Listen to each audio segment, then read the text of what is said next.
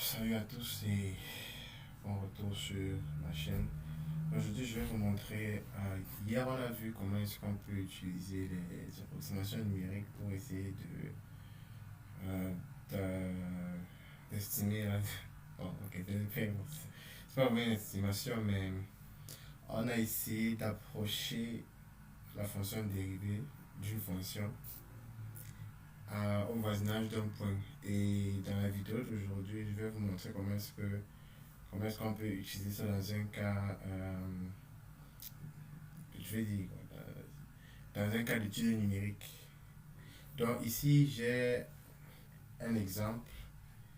Je vais faire cette démonstration en deux vidéos. Je vais là vous montrer comment est-ce que euh, les, les composantes de l'équation ou bien de l'algorithme qui sont mentionnées ici sont utilisées dans le cas discret parce que ici, on est dans le cas continu.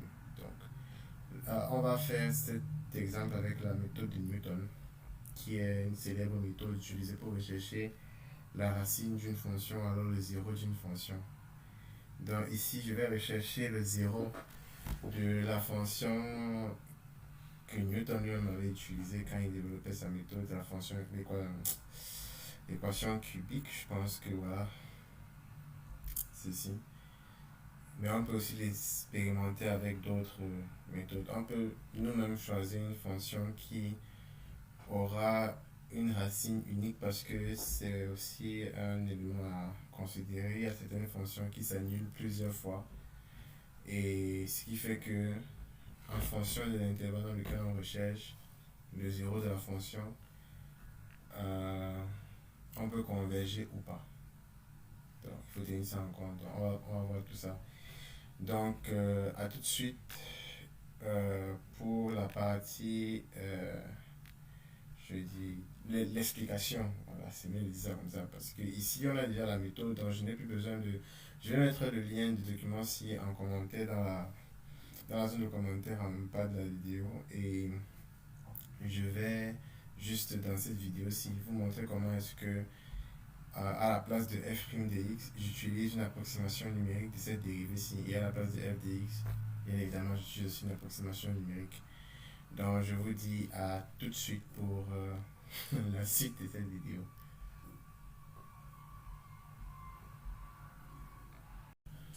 Donc, avant de commencer à expliquer l'approche avec les versions discrètes des fonctions, je voulais d'abord présenter l'algorithme. Comme je disais tantôt, l'algorithme est utilisé pour rechercher la racine d'une fonction, le zéro d'une fonction. Et le zéro d'une fonction, tout simplement, correspond à l'intersection entre la fonction et la droite des abscisses. C'est-à-dire que je remplace f de x par 0 et je cherche la valeur de x qui correspond à cette équation-là.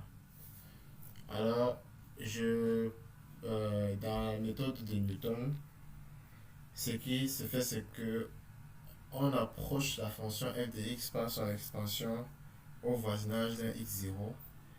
Et je crois qu'ici c'est à l'ordre 1, si je ne me trompe pas, parce que c'est f de x0 plus f' de x0, x moins x0. Donc, c'est une expansion de f de x au voisinage de x0.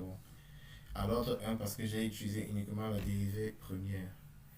Et je suppose que cette expansion est égale à 0 lorsque la fonction touche l'axe des abscisses. Ça veut dire que je pose cette expansion égale à 0 et je recherche itérativement les x qui vont me permettre de réaliser cette condition, cette égalité-ci. Donc techniquement c'est ça l'algorithme de Newton. Alors, je vais initialiser x à un point donné. Là, c'est parfois par intuition, parfois peut-être parce que manuellement on a essayé plusieurs valeurs de x et on s'est rendu compte que peut-être le x qu'on recherche doit être proche de telle valeur. Donc je suppose que c'est la valeur initiale là-bas. Cette valeur est utilisée maintenant comme valeur initiale. Elle est euh,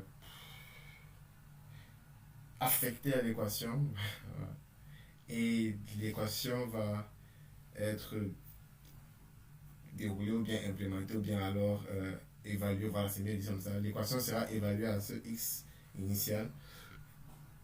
Et si l'égalité est vérifier, on arrête. Parce que si l'égalité est vérifiée, ça veut dire que le x a annulé la fonction, ça veut dire que le x initial est la racine. Sinon, on incrémente ce x avec une erreur ou bien une règle d'incrémentation qui est donnée. La règle d'incrémentation, c'est celle-ci. Donc, l'ancienne valeur x, ma nouvelle valeur x sera égale à l'ancienne valeur moins la fonction divisée par sa dérivée. Et on revient encore ici, remplacer et on voit si ça vérifie. Ça ne vérifie pas. On met à jour la valeur de x.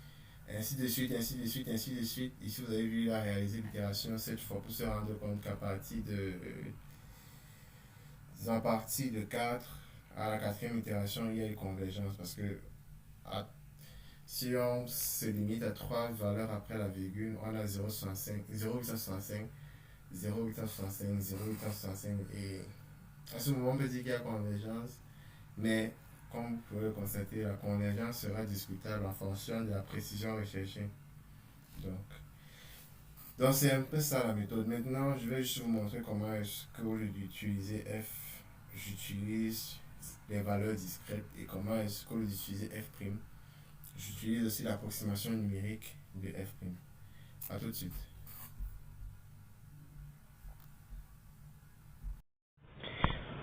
Ok. Notre problème, il est déjà connu. On va juste le reporter ici, juste pour que ça puisse nous orienter. Donc, on va mettre ça là. Notre problème, il est connu. C'est le suivant. On a f de x de 0 plus f'. Ok, c'est prime de x de 0, facteur de x moins x de 0, qui est égal à 0 pour un xk appartenant au domaine de définition de f. Donc il y a un xk qui vérifie cette équation. Si jamais il y a un x qui vérifie cette équation, alors on peut rechercher ce xk avec ce schéma itératif où on va écrire xk plus 1 qui serait égal à xk moins f de xk sur f' de xk. Donc, on peut réfléchir dessus jusqu'à ce que la valeur absolue de xk plus 1 moins xk soit très petit devant une précision souhaitée. Ça peut être 10 puissance, mettons 10 puissance m, où m appartient à grand N. On va mettre grand N étoile, c'est mieux, ou bien grand N privé de 0. Voilà. Bon, en fait, c'est grand N privé de 0 parce qu'on voudrait avoir une bonne précision, et dans la pratique, une bonne précision, ce n'est pas avec 1 qu'on va l'évaluer, c'est très souvent avec les 0,01, 0,001, ainsi de suite. Donc voilà le problème que je viens de rappeler. Or, ici, il se pose deux questions. La première question, le premier point, c'est que on n'a pas f de x.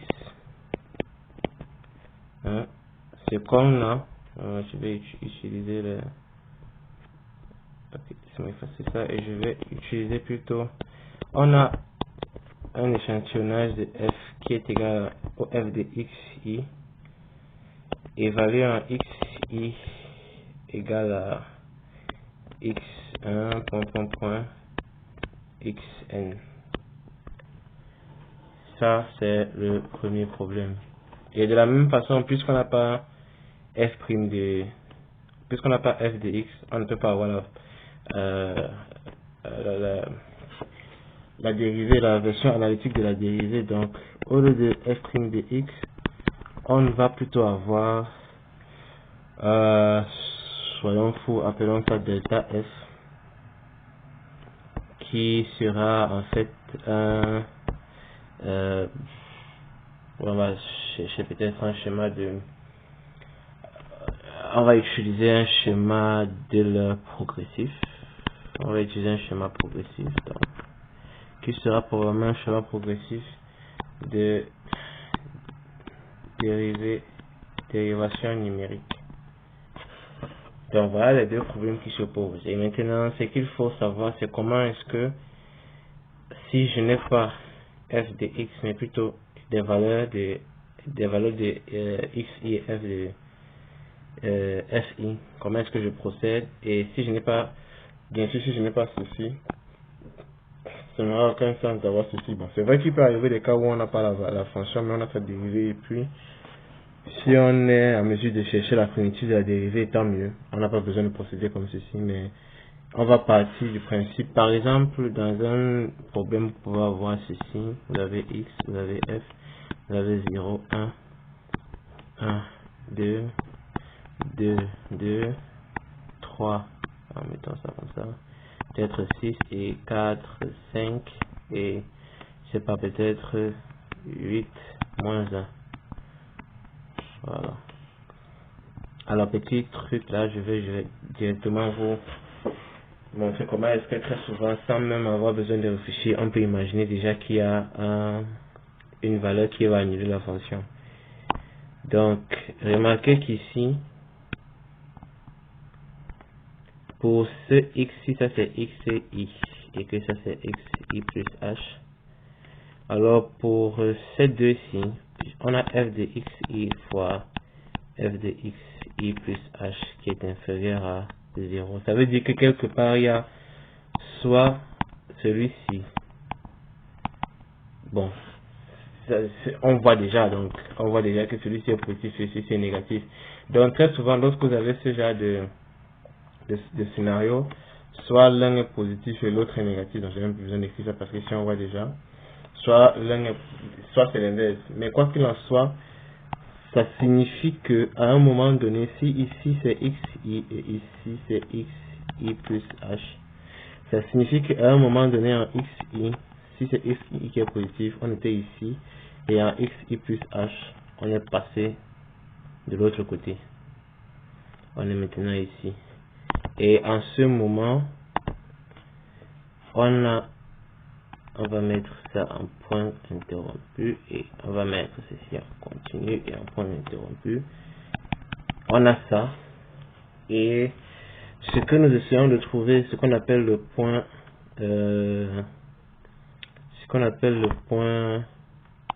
la racine, ce que nous essayons de trouver, c'est le point ci. Voici notre,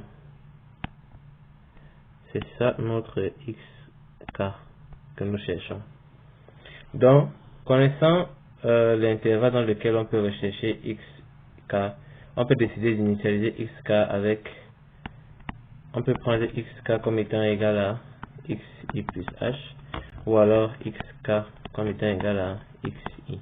Dans l'un ou l'autre, ça ne pose pas de problème parce que dans les itérations, on va progressivement se rapprocher de xk.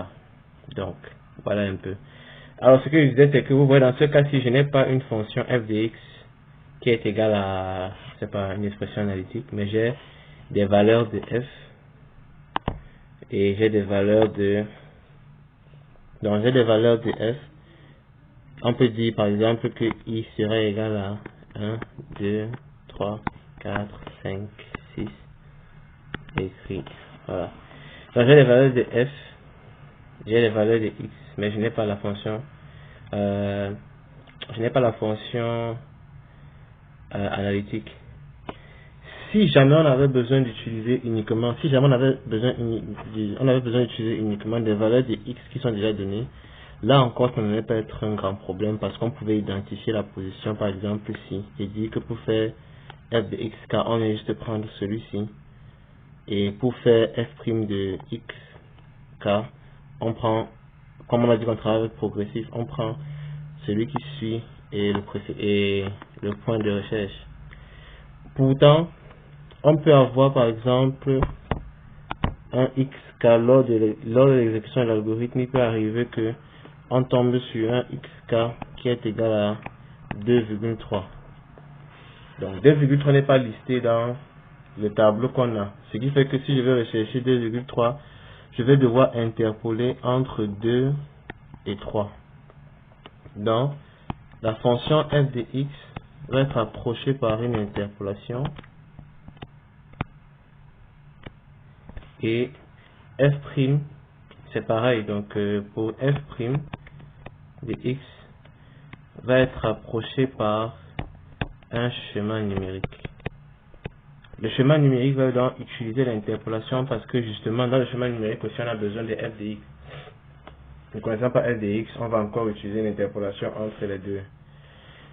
La contrepartie, oui, on va appeler ça la contrepartie. La contrepartie ici c'est que si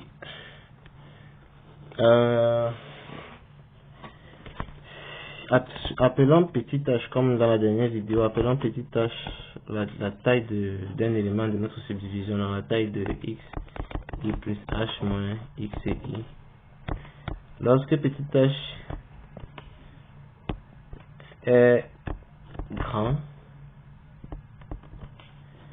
on perd en termes de précision. Donc la précision n'est pas bonne. Donc c'est ça qu'il ne faut pas oublier. Donc du coup, lorsque vous travaillez sur des données, comment est-ce qu'on évalue petit h en termes de petit h grand ou petit h petit?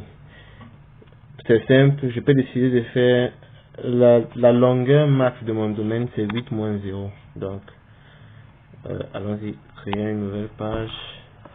Donc la longueur max, appelons ça grand M, c'est 8 moins 0 qui est égal à 8 bien sûr. Donc si on avait 8 moins 4, ça devait faire 4. Et petit h dans notre cas, revenons à la page précédente, petit h dans notre cas, c'est la plus petite subdivision que je peux construire ici sera de 1. Parce que je vais faire 1 avec celui-ci, 1 avec celui-ci, 1 avec celui-ci, 1 avec celui-ci, mais ici c'est 4. Donc je peux considérer que je vais travailler avec des petits h égale à 1. Et puis ça va me poser problème. Mais il faut savoir que dans notre cas, si comme notre petit h n'est pas fixe, à chaque fois qu'on va changer de zone de recherche, il faut mettre à jour petit h. Donc on va appeler ceci hi au lieu de h. C'est plus prudent. Voilà, pour les explications, c'est plus prudent. Donc quand je fais petit h qui est 1, donc maintenant ce que je vais appeler on va appeler ça le facteur de, je sais pas, on va appeler ça peut-être un facteur géométrique. Appelons ça, je sais pas n'importe comment. Mais ça, non, c'est juste que le nom ne revient pas sans. Si jamais ça vous revient, n'hésitez pas à le mentionner ça en commentaire. C'est petit h sur L qui sera égal à 1 sur 8. Et on compare ça à 1. La précision est bonne lorsque petit h sur L est très petit devant 1. Donc ça veut dire que pour petit h sur L très petit devant 1, on a une subdivision suffisamment fine pour que lorsqu'on va interpoler entre deux points, la précision soit quand même bonne et l'erreur soit négligeable. Donc c'est un peu ça l'approche. Donc maintenant, essayons de parler de comment est-ce qu'on interpole, puisque c'est ça l'objectif de la manœuvre ici aujourd'hui, c'est vous montrer comment est-ce que vous utilisez les fonctions d'interpolation là dans ce cas-ci. Donc on va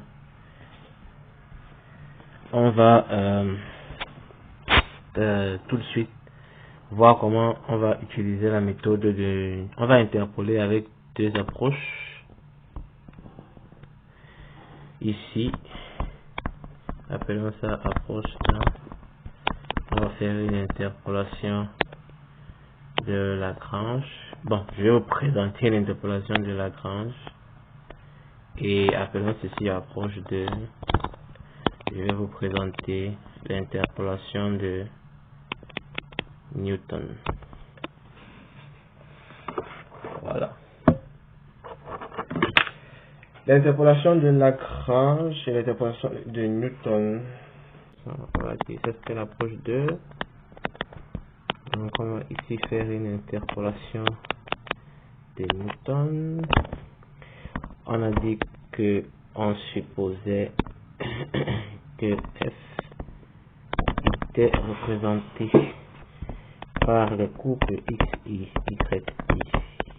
y allant de 1 jusqu'à Et maintenant, on dit qu'on veut approcher cette valeur-ci par n de x qui serait égal à la somme j allant de 0 à grand K, c'est mieux, de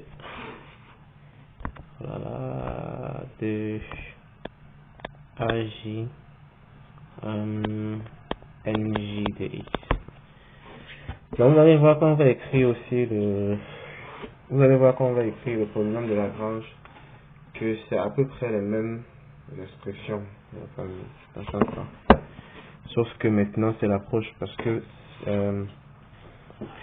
AJ est calculé différemment dans Newton, et je pense que la seule chose qui va rester identique, ça doit être NJ. Donc, mais c'est appelé différemment dans l'interpolation de Lagrange. C'est dans les documents, vous allez voir, c'est L mais dans la pratique, c'est le même opérateur. Je pense pas que ça change. Peut-être à quelques composantes près, je sais pas trop. Bref, ici, tout ce que je peux vous dire pour éviter de faire que la vidéo soit longue, c'est que pour calculer les AJ, on utilise les différences divisées. Les différences divisées, je vais, comme je disais tantôt, mettre le lien le lien du document pour vous orienter. Mais sinon, la différence divisée s'écrit un peu comme ceci. Je vais juste écrire l'expression générale et vous donner la formule. Donc ça s'écrit un peu comme ceci. De sorte que lorsque je vais calculer la différence divisée entre y0 et y1, c'est égal à la différence divisée entre y0 et y1 est tout simplement égal à y0 moins y1 moins y0 sur x1 moins, donc c'est y1 moins y0 sur x1 moins x0. Maintenant, lorsqu'il y a plusieurs points, l'expression change, parce que si on a deux points, la différence divisée entre y0, y1 et y2 sera la différence divisée entre y2 et y1 et y2, pardon. Ouais, ça va être ici y1 et y2 moins y0, y1 sur x2 moins x0. Donc celui-ci sera remplacé en utilisant la méthode, la formule ci, celui-ci aussi pareil en utilisant la formule ci, mais en tenant compte des index, et puis on aura à la fin les expressions. Et NJ, c'est tout simplement le produit des x moins xj, je crois j allant de i allant de c'est oui, j allant de 0 à 1k. Bon, ici ça va être redondant parce que si je mets j, ça va être redondant. Donc mettons autre chose, ça va plutôt être NJ sera égal au produit P allant de 0 à J de X moins XP. Voilà, c'est mieux comme ça. C'est souvent, en mettant le devoir écrit, je pense que c'est J moins 1, si je ne trompe pas. C'est souvent en mettant le devoir écrit, c'est J moins 1 parce que on quitte de 0. Donc, or ici on est à 1. Donc ici on quitte de 0 à J-1, pourtant les points vont de 1 à N, donc il faut faire attention, voilà. Et ça fait qu'à la fin, on a une expression de N qui est un peu de la forme suivante, c'est Y0, qui est encore Y0, plus Y0, Y1, fois X moins X0, plus point, plus y0, yk, facteur de x moins x1, jusqu'à x moins xk moins 1. Voilà. Comment est-ce qu'on utilise ça dans ce que je vous ai montré au départ ici? Alors tout simplement je remplace x par xk. Donc pour utiliser, écrivons. Alors pour l'utiliser,